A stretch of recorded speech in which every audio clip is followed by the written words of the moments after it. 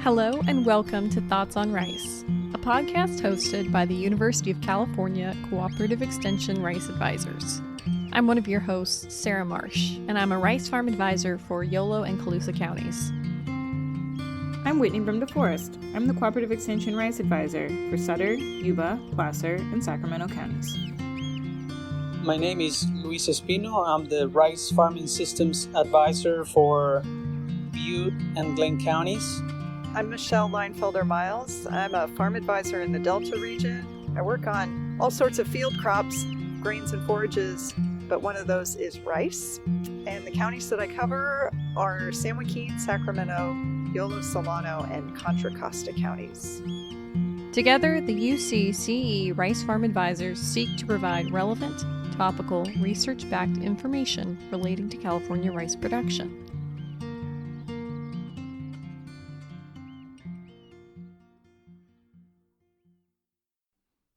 Today, Luis Espino and I will be talking about the Rice Armyworm Monitoring Program and the second generation of armyworms in rice. Two true armyworm generations occur in rice, with moths flying in spring and early summer, laying eggs in rice fields and surrounding vegetation. The larvae that emerge feed on rice foliage, with a second moth flight occurring mid-summer, followed by larvae feeding on rice foliage and panicles. This year, the first armyworm generation hit its peak at the end of June, with an average capture rate of 43 moths per trap per day at peak. We calculate these numbers based off 15 trapping locations, spanning from near Pleasant Grove up to north of Willows. Luis coordinates the trapping network with Corteva AgriScience and Ag Pest Monitor. We're expecting the second peak of armyworms in mid-August, based off both historical data and in-season moth populations.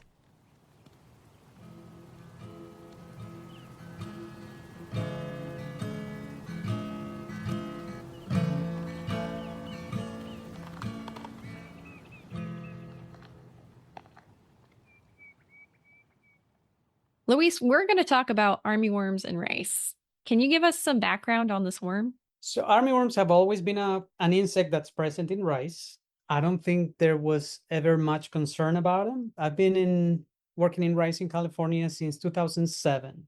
A couple of times before 2015, I got calls about armyworms, and I can remember one was a seed producer, and so he was concerned about, he was seeing some injury on the panicles, and he was concerned about he was going to get too much injury, and so that was one time. And then a second time was actually in one of our variety trials. We were just seeing a lot of defoliation. But this is before the armyworms got on the spotlight. And that happened in 2015. So in 2015, we had a huge armyworm outbreak. So it came out of nowhere. It caught everybody by surprise. The first action was to use pyrethroids, because that's what we had been using for armyworms until then. But that's when we realized that the pyrethroids really do not control the armyworms really well. So since then, we've done a lot of trials. And if we get maybe 60% control, that's high for pyrethroid. So anyway, that was 2015. We had no products, and growers were using malathion and using pyrethroids. Dimelin was an option, but I don't think it was used much, and I'm not really sure why. But then, the Rice Commission got to work right away when the outbreak happened, and they were able to get a Section 18 for Intrepid. And the Section 18 came a little late after the first defoliation had happened, but was available for the second. Now we know the second flight of the armyworms, but we didn't see the second flight, and the second infestation wasn't as bad as the first one. So that's a little bit of the history. And so since then, we've seen the armyworms. Some years, they get bad, and some years we see very few of them. So it varies quite a bit. And if you read a little bit about armyworms and their biology on the literature, you see that they're known for that. Every so many years, something triggers these huge populations, and they just, they can do a lot of damage. And this has been recorded since the late 1800s. But what exactly causes these outbreaks, nobody knows. That's really interesting. You mentioned something about first peak versus second peak. Can you explain a little bit about what the first peak is and when it happens? Yeah, and so we've had traps for several years now, and what we see is these traps are for the moths, and we catch the male moths on the traps. And so we see a flight that starts maybe at the end of May, and then increases rapidly with the number of moths in the traps increases and peaks, depending on the year, anywhere between late June to early July. And then the numbers start going down very rapidly. And so that's the first flight. Then the numbers go down to zero at about this time. We are in July 26th, so at the end of July, there's no moths in the traps. But then they'll start coming up again in early August, and then they peak by mid-August. And then they start coming down again after that, and then they kind of go away.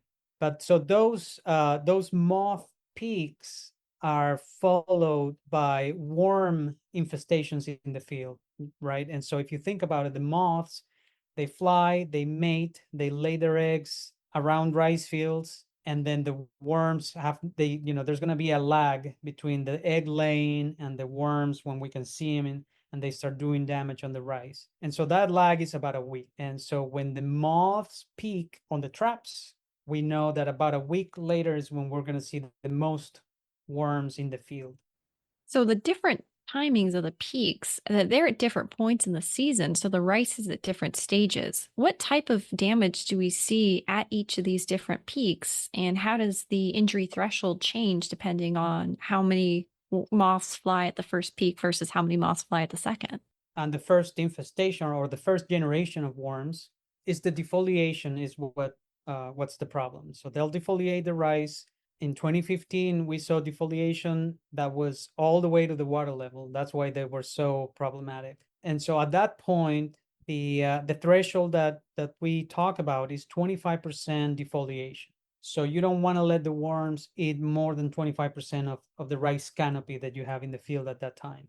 We've done trials where we've, defoliated rice artificially to see when we start seeing a yield effect. And rice can take a lot of defoliation. We defoliated rice all the way to the water level, and when that happens, we see a yield reduction of about 25%. The rice grows back, but it doesn't yield the same, and it might be slightly delayed. On our trials, we've also defoliated rice 50%, and we see a yield effect with 50%. With 25%, we don't see a yield effect. But it doesn't take long to go from 25 to 50. I mean, those worms, they feed fast. And that was kind of why everybody was caught, by surprise in 2015, is because it kind of coincided with 4th of July weekend, and a lot of people went on vacation. 3-4 days, they came back to no rice. The injury can happen fast. So we consider 25% a good threshold so that we don't let it get anywhere close to 50% when our research shows that you can get a yield effect. Then later you get the second peak or the second generation, and that happens when there's panicles. And then at that point, there's so much foliage. I've never seen a rice field defoliated totally by armyworms at that point, because there's just so much foliage. Armyworms will defoliate. They will feed on rice leaves, but that doesn't seem to do anything to the rice in terms of yield. But they will feed on the panicles, and that's where the problem is. And so they can feed on the panicles. They cause this blanking of branches, because for some reason they like to bite on the branches of the panicle. We haven't done any recent research at this stage of injury, but there's information from the early 80s where they did the work, and they consider that if you saw 10% of panicles injured by armyworm, then probably a treatment was needed.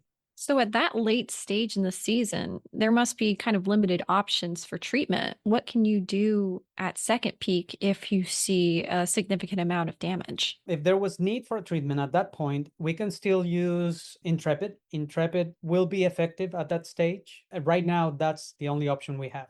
The other product we can use for armyworms is Dimilin. However, Dimilin can be used early, so during the first generation, but it cannot be used on the second because it's too late. Dimilin has a pre-harvest interval of 80 days, and so there wouldn't be enough time from treatment to harvest if the treatment's done at the heading stage. So right now we only have Intrepid, which is very effective and works very well, but there is some work right now trying to get another option registered. Are there any other non-chemical strategies available that are effective when controlling armyworms? General agronomic, good cultural practices will have, some effect on the plant in terms of just having a robust plant, having a good stand, having good weed control. We do see sometimes we find that the armyworms like to feed on watergrass. And so these weeds can be kind of a host for the armyworm. We don't really know the role the weeds play, but if you have a clean field, maybe it's better than a field that has a lot of weeds. I remember years ago when you and I were scouting for armyworms, we started on the ditches and on the levees first, where the weeds were overgrown and at a larger growth stage than the rice. And that's where we found the armyworms first, feeding on the outsides, the borders of the fields. Would you say that that kind of standard holds through? Like you see them on the borders first before they move towards the middle of the field, or is it kind of random? The first generation, the first peak, the first peak of armyworms in the field, yes, they start on the borders. They might start near levees, and then they move into the field. The second generation, we see that more uniformly distributed across the field. What happens is, so these moths are laying the eggs, not in the rice fields, but around the rice fields, maybe on the levees, maybe on ditches, on the banks. And then from there, the worms make it into the rice.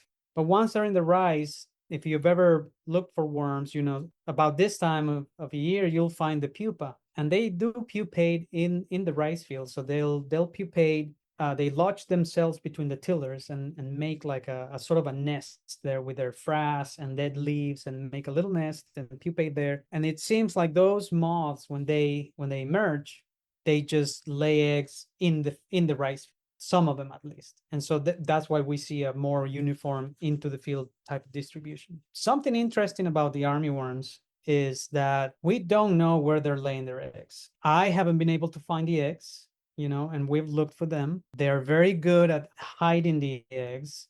Reading the literature, they tend to prefer dry stubble. That's where they would lay eggs.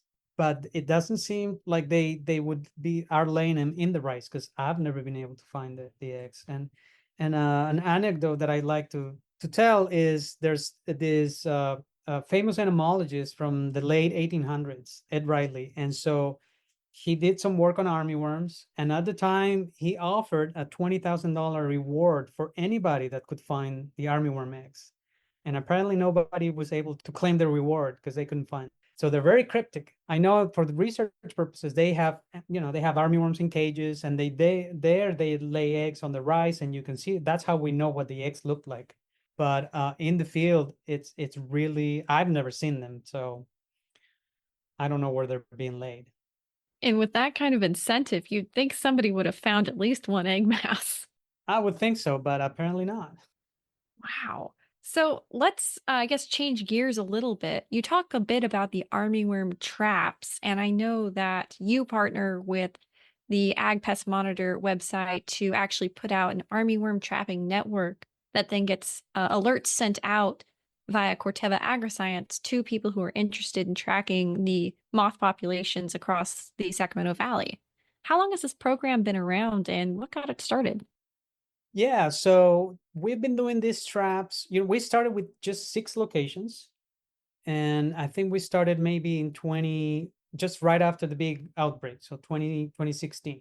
But then in 2018, I think Corteva came and asked if I was interested in expanding the program. And to their credit, they wanted to see it happen. I was a little hesitant that I was gonna have the time to have more than 6 locations. Fred Rehrman from Corteva, he asked if we could do more locations, and they provided support, and so we expanded to 15, and we've had the 15 locations since then, 2018. And like you said, we send these alerts during the season every week. Some growers, some PCAs might be tired of seeing them, but I think they're a good reminder of, this is the time to look for armyworms, or right now there's no worms in the field, so you don't have to worry about it. But yeah, we've been doing this for quite a few years now. Can you explain a little bit about how these traps work to capture the moth populations? Yeah, so the traps are just buckets, and inside the bucket there's a lure, and the lure contains a chemical that's called a pheromone. And the pheromone is a chemical that female moths produce, and specific for this species of armyworm. And so it attracts the male. So the male thinks that there's female moths in the bucket, and so they go and they try to get in the bucket, and then they get caught. So inside the bucket, we also put a kill strip that when they get in the bucket, it kills them.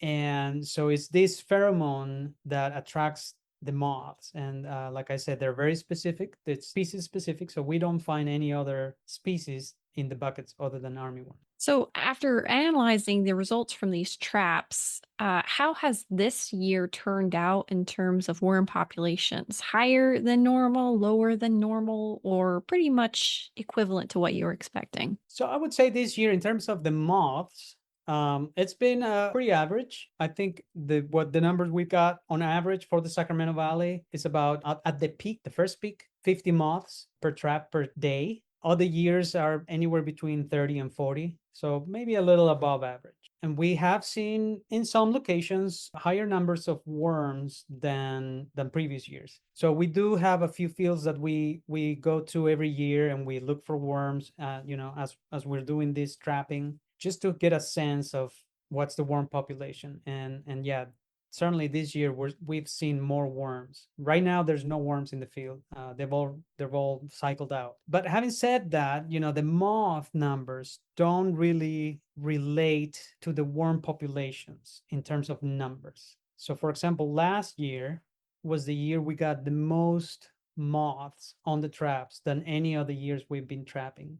But we did not see worms in the field. Very, very few worms. So every year is different. What the traps tell us is more about the timing on when the worms are going to be in the field, not so much the numbers. So unfortunately, we cannot just rely on the number of moths in the traps and say, yes, we do need to spray, or no, we don't need to spray. You still got to get in the field and look for the worms.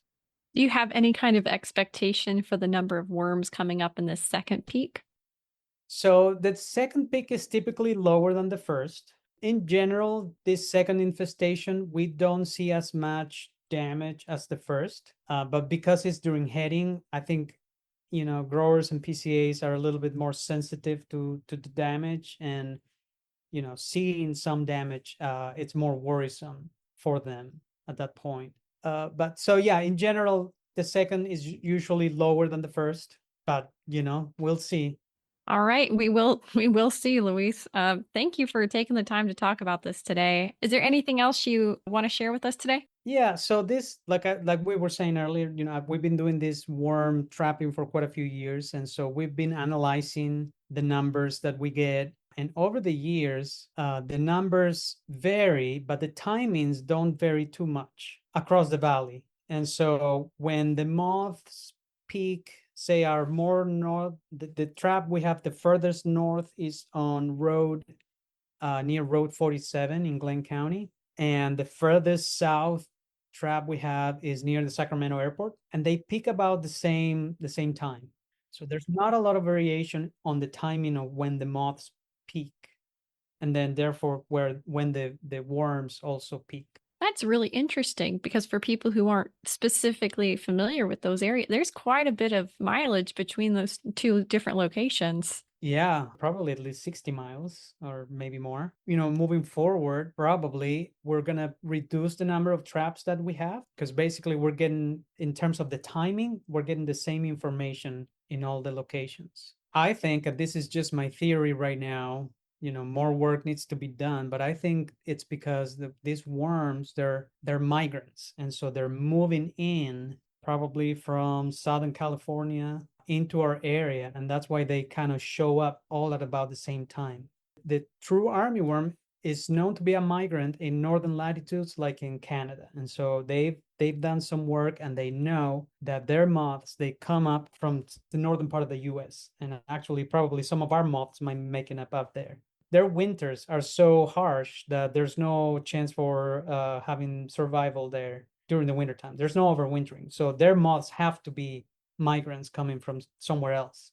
But I think we are probably in a similar situation. Well, Luis, keep us posted, and we'll be sure to keep an eye out for those worms as the summer progresses. Thank you for your time.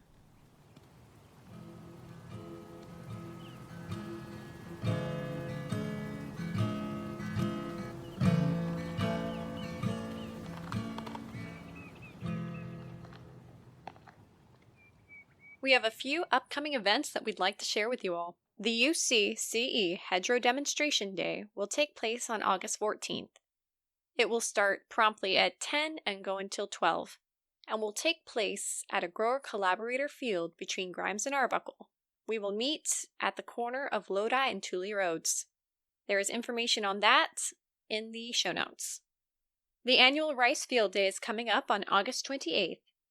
That agenda starts at 8 a.m. and goes until noon and will take place at the Rice Experiment Station in Biggs, California. The field day will consist of field tours, talks from breeders, and a delicious lunch. Our final upcoming event will be the Rice Pest Management Course, which will take place on September 4th and be hosted at the Rice Experiment Station in Biggs, California. This event will start at 8 and go until 3. And will consist of pest ID workshops, field tours, a light lunch, and an afternoon session devoted to pest management in rice. Registration is required for this event, and the link to that registration will be in all of our resources as well as linked in the show notes.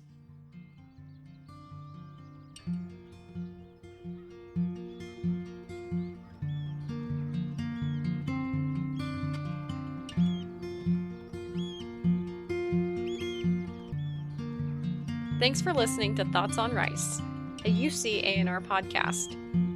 You can find out more about this podcast on our website, thoughtsonrice.buzzsprout.com. Thanks for listening, and like the growers always say, have a rice life.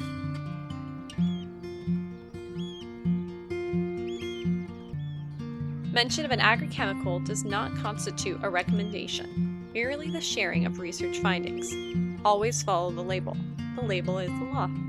Find out more at ipm.ucanr.edu. The views, thoughts, and opinions expressed are the speaker's own, and do not represent the views, thoughts, and opinions of the University of California. The material and information presented here is for general purposes only. The University of California names, in all forms and abbreviations, are the property of its owner, and its use does not imply endorsement of or opposition to any specific organization, product, or service.